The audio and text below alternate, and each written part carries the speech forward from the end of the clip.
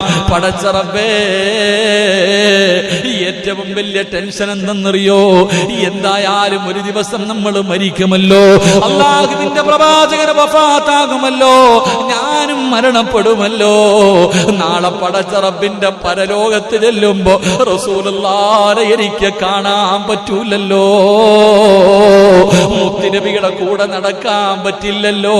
ഇനി എങ്ങാണം അല്ലാഹു എനിക്ക് സ്വർഗം നൽകിയാൽ, എനിക്ക് അല്ലാഹു സ്വർഗം നൽകിയാൽ, മുത്തുനബി ഏറ്റവും ഉയർന്ന പദവിയിലാണല്ലോ. ഈ പാവപ്പെട്ട സഫ്വാ സ്വർഗത്തിലെ ഏറ്റവും താഴ്ന്ന പദവിയിലാ. അല്ലാഹുവിന്റെ റസൂലിനെ എനിക്ക് കാണാൻ പറ്റില്ലല്ലോ, മുത്തുനബിയോട് എനിക്ക് സംസാരിക്കാൻ കഴിയില്ലല്ലോ.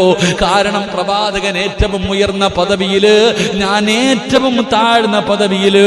അത് ഓർത്തിട്ട് കരഞ്ഞതാണ് നബിയേ, അത് ഓർത്തിട്ട് ടെൻഷൻ അടിച്ച് എന്റെ ശരീരം ഇങ്ങനെ ആയി, എന്റെ നിറമൊക്കെ മാറിപ്പോയി നബിയേ.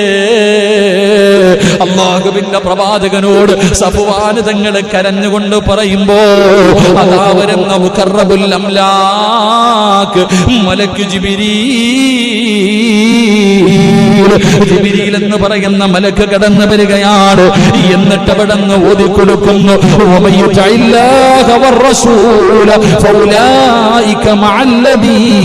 أنعم الله عليهم من النبيين والصديقين والشهداء والصالحين وحسن أولئك رفيقا.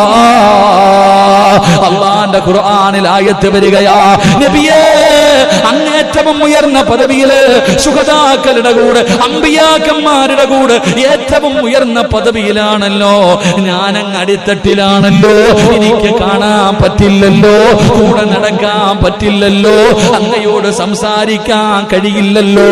അതോർത്തിട്ടാണ് കരയുന്നതെന്ന് പറയുമ്പോ അല്ലാ പറയുകയാ,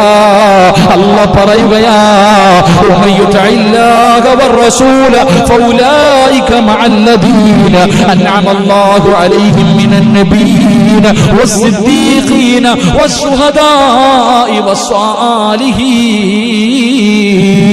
മുത്തുനബിയെ സ്നേഹിക്കുന്നവരെ നിങ്ങൾ